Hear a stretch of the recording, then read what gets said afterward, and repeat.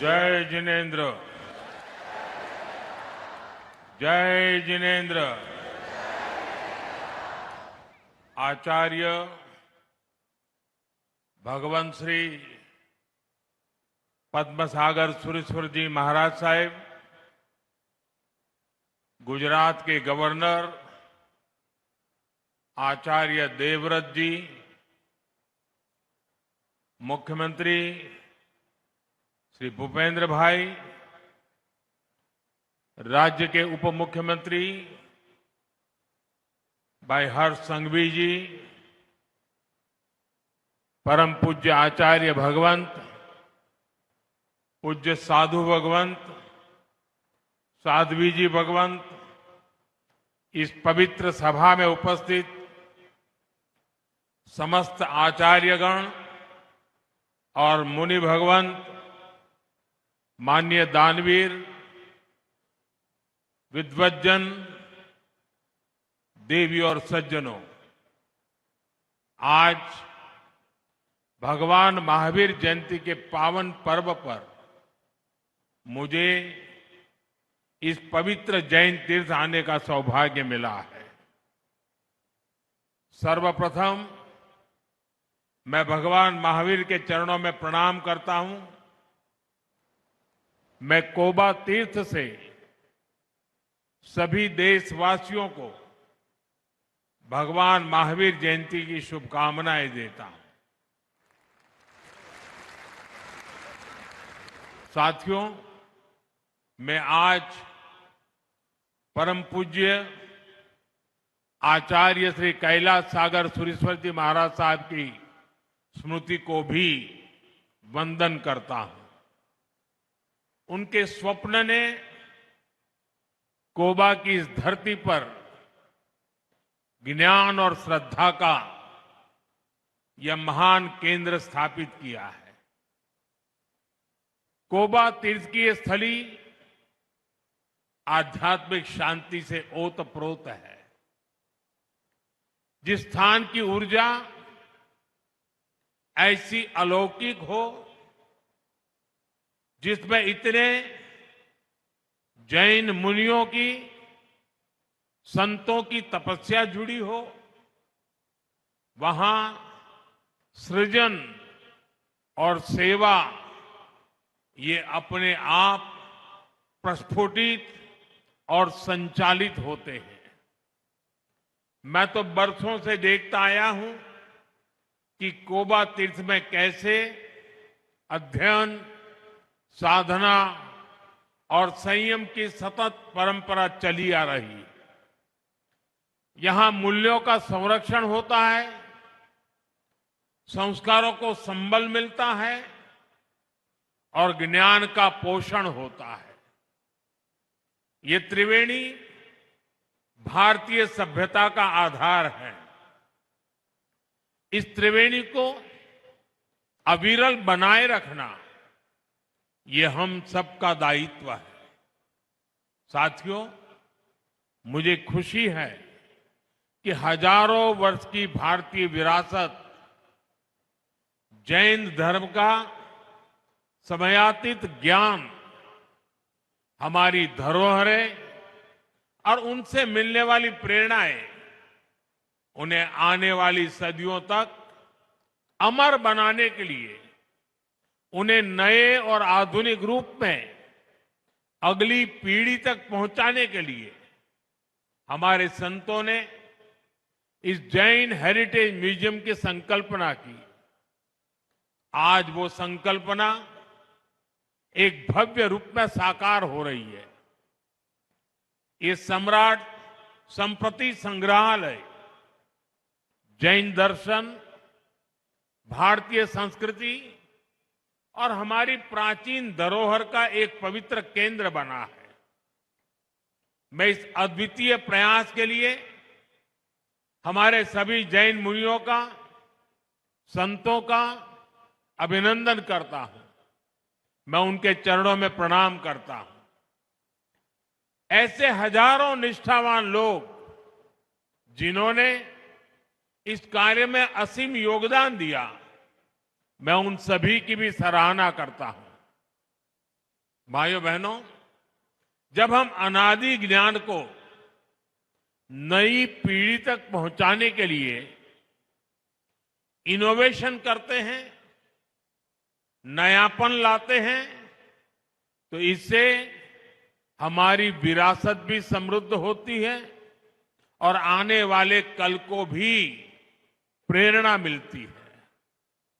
सम्राट संप्रति संग्रहालय ये भारत के कोटि कोटि लोगों की धरोहर है।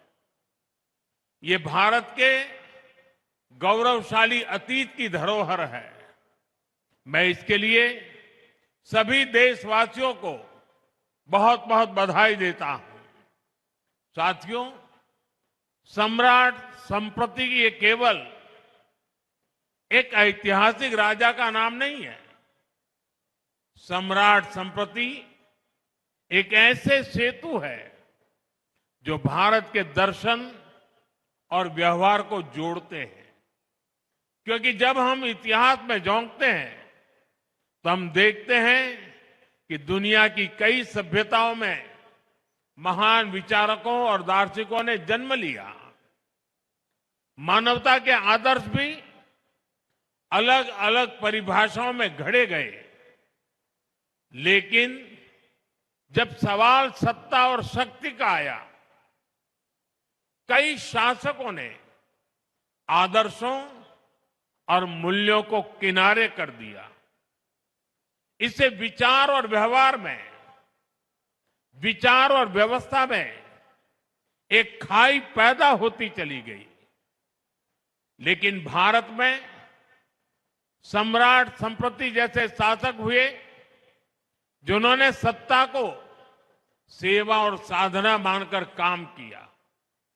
जहां एक और कुछ शासकों ने हिंसा को हथियार बनाकर शासन किया, वही सम्राट संप्रति ने सिंहासन पर बैठकर अहिंसा का विस्तार किया। उन्होंने सत्य, अस्तेय और अपरिग्रह का प्रचार प्रसार किया। इतनी निष्पृहता से, इतने निस्वार्थ भाव से शासन को सेवा का माध्यम मानकर जीवन जीना, ये सीख हमें भारत के अतीत से ही मिलती है। इसी अतीत को हम इस म्यूजियम में सहेज रहे हैं।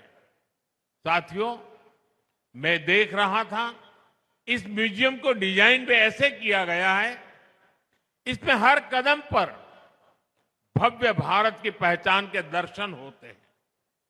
इसकी 7 दीर्घाएं, हर दीर्घा भारत की विविधता और सांस्कृतिक संपन्नता का उद्घोष करती है। प्रथम दीर्घा में हमें नवपद के दर्शन होते हैं। नवपद यानी अरिहंत, सिद्ध, आचार्य, उपाध्याय और साधु। सम्यक दर्शन, सम्यक ज्ञान, सम्यक चरित्र और सम्यक तप, अर्थात हम उनसे सीखें जिन्होंने स्वयं तप करके जीवन को जीना है, और जो ज्ञान हम प्राप्त करें वो सम्यक हो, हमारा चरित्र सम्यक हो। क्योंकि ज्ञान जब सम्यक होता है तो वो समता और सेवा का आधार बनता है। साथियों, तीसरी दीर्घा में हमारे तीर्थंकरों के जीवन को, उनके उपदेशों और प्रसंगों को कलात्मक तरीकों से भी जीवंत किया गया है। भाइयों बहनों, इस म्यूजियम में भारत की सबसे बड़ी विशिष्टता के, सबसे बड़ी ताकत के दर्शन होते हैं। जैसा कि मैंने पहले भी जिक्र किया, हमारी ये ताकत है भारत की विविधता, और विविधता में एकता। दुनिया ने हमेशा मत, मजहब और आस्था के नाम पर टकराव देखा है, लेकिन इस म्यूजियम में भारत के दूसरे सभी धर्मों के भी गौरवशाली दर्शन होते हैं। वैदिक और बौद्ध परंपरा, वेद, पुराण, आयुर्वेद, योग, दर्शन, विभिन्न परंपराओं के सभी रंग एक साथ इंद्रधनुष की तरह उपस्थित हो, ये भारत में ही हो सकता है। साथियों, आज दुनिया में जिस तरह के हालात हैं, जिस तरह विश्व अस्थिरता और अशांति की आग में झुलस रहा है, इस म्यूजियम की विरासत, इसका संदेश केवल भारत ही नहीं बल्कि पूरी मानवता के लिए बहुत अहम है। हमारा प्रयास होना चाहिए दुनिया के देशों से यहां आने वाले जिज्ञासु, स्टूडेंट्स और रिसर्चर्स की संख्या और बढ़े। जो लोग यहां आए वो भारत की जैन धर्म की शिक्षाओं को विश्व के कोने कोने में पहुंचाए। साथियों, भारत में ज्ञान हमेशा से एक मुक्त प्रवाह रहा है। हर युग में तीर्थंकरों और ऋषियों मनीषियों का अवतार हुआ। ज्ञान का संकलन बढ़ता चला गया। समय के साथ बहुत कुछ नया जुड़ता गया। आप कल्पना करिए, एक समय हमारे तक्षशिला, नालंदा जैसे विश्वविद्यालय लाखों ग्रंथों और पांडुलिपियों से भरे होते थे, लेकिन विदेशी आक्रमणकारियों ने मजहबी संकीर्णता में ज्ञान को भी अपना दुश्मन मानकर उन्हें जला दिया। मानवता की कितनी बड़ी धरोहरें नष्ट हो गई। उस मुश्किल दौर में लोगों ने पीढ़ी दर पीढ़ी बची हुई पांडुलिपियों को सहेजा, उनकी सुरक्षा की। आजादी के बाद उन्हें खोजना, उन्हें सहेजना, ये देश की जिम्मेदारी होनी चाहिए थी। लेकिन दुर्भाग्य से गुलामी की मानसिकता के कारण इस और कोई ध्यान नहीं दिया गया। आचार्य भगवंत श्री पद्मसागर सुरेश्वर जी महाराज साहब जैसे महान व्यक्तित्व और संतों ने इसका महत्व समझा। उन्होंने अपना पूरा जीवन इसके लिए समर्पित किया। जीवन के 60 साल गांव गांव, शहर शहर, देश के कोने कोने से उन्होंने मैन्युस्क्रिप्ट को खोजा। ऐसी 3 लाख से अधिक पांडुलिपियां, ताड़पत्र, भोजपत्र पर अंकित सैकड़ों साल पुराना वो ज्ञान आज कोबा में सुरक्षित और संकलित हुआ है। ये भारत के अतीत की, भारत के वर्तमान की और हमारे भविष्य की बहुत बड़ी सेवा है। साथियों, पुरानी सरकारों ने पांडुलिपियों की उपेक्षा करके जो गलती की थी, आज हम उसका सुधार कर रहे हैं। हमने इसके लिए ज्ञान भारतम मिशन शुरू किया है। इस काम में हम टेक्नोलॉजी का इस्तेमाल कर रहे हैं। इस मिशन के तहत प्राचीन पांडुलिपियों का डिजिटाइजेशन किया जा रहा है, उनका वैज्ञानिक तरीके से संरक्षण हो रहा है। स्कैनिंग, केमिकल ट्रीटमेंट और डिजिटल संग्रह जैसे सभी प्रयास इस दिशा में हो रहे हैं। इसी रविवार को मन की बात में मैंने विस्तार से जिक्र किया है कि कैसे इस दिशा में एक सर्वे भी शुरू किया गया है। इसमें देश भर से लोग अपने पास संरक्षित पांडुलिपियों को अपलोड कर रहे हैं। ये अभियान देश के कोने कोने में बिखरी पांडुलिपियों को एकत्रित करने में बड़ी भूमिका निभाएगा। साथियों, सरकार के स्तर पर ज्ञान भारतम मिशन और कोबा तीर्थ का असाधारण योगदान, समाज और सरकार के ये साझा प्रयास भारत के नए सांस्कृतिक अभ्युदय का प्रतीक भी है। साथियों, आज देश के कल्चरल हेरिटेज को सहेजने, विश्व के सामने लाने के प्रयास हर स्तर पर हो रहे हैं। पांडुलिपियां और ज्ञान धरोहर के संरक्षण का कार्य तो हो ही रहा है।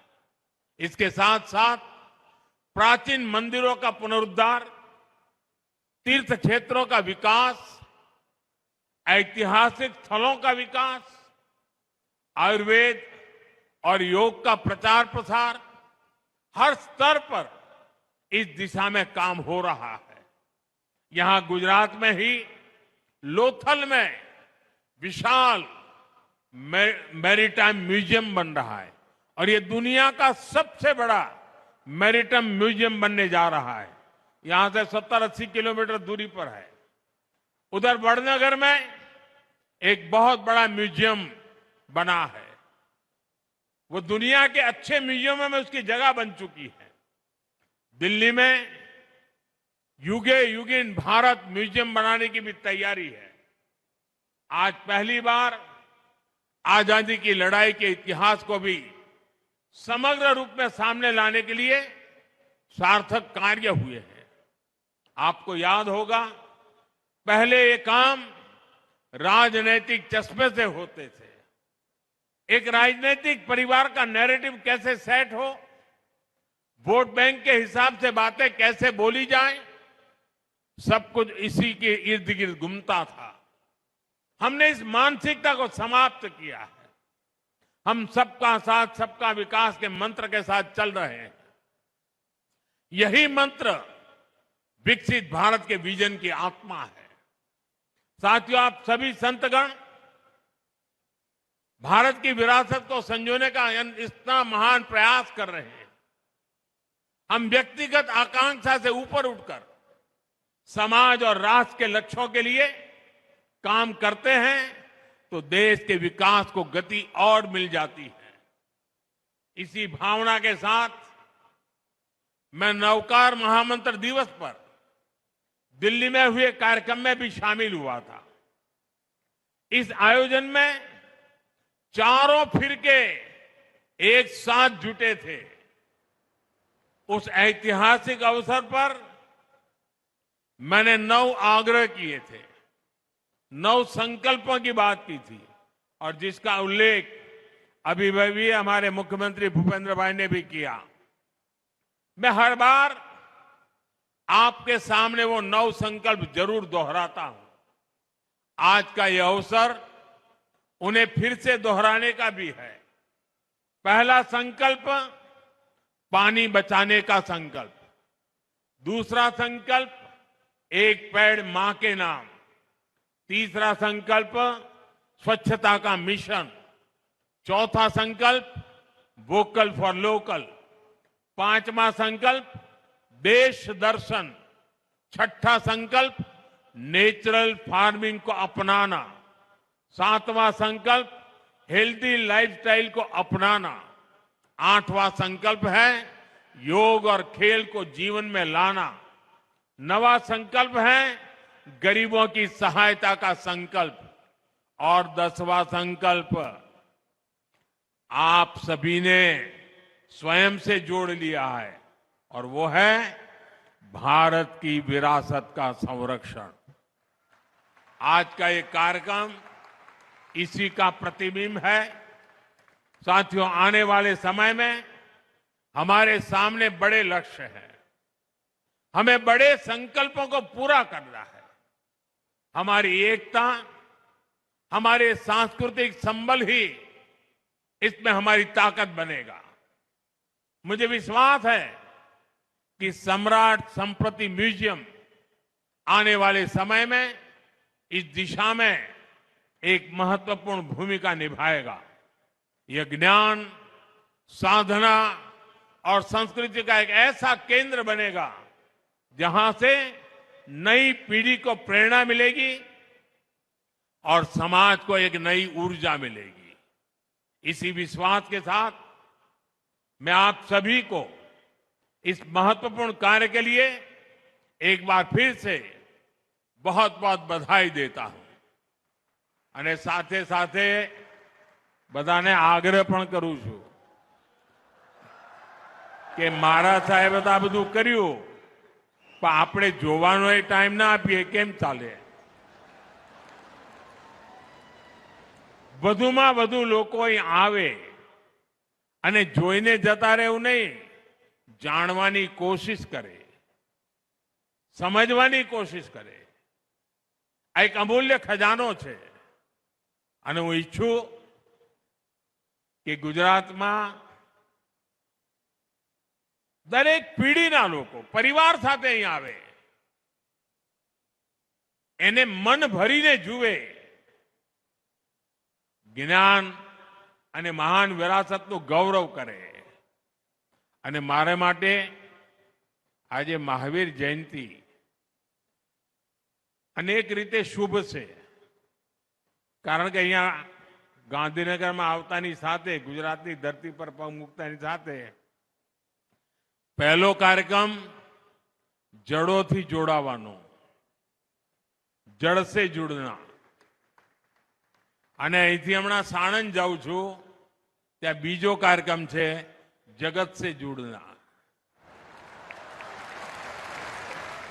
અહીંયા મહાન સાંસ્કૃતિક પરંપરાઓ, ભવ્ય ભૂતકાળ, એની સાથે આચમન લીધું અને સાણંદમાં જઈને વિશ્વની આધુનિકમાં આધુનિક ટેકનોલોજી, ચિપ્સના નિર્માણનું ઉદ્ઘાટન થઈ રહ્યું છે, સેમિકન્ડક્ટરનું ઉદ્ઘાટન થઈ રહ્યું છે. અહીં જડોથી જોડાવાનું, ત્યાંથી જગને જોડવાનું, અને આ બધું ગુજરાતની ધરતી પર થઈ રહ્યું છે, ભારતની ધરતી પર થઈ રહ્યું છે. આપ સૌને ખૂબ ખૂબ શુભકામનાઓ, ખૂબ ખૂબ ધન્યવાદ. જય જિનેન્દ્ર, જય જિનેન્દ્ર, જય જિનેન્દ્ર.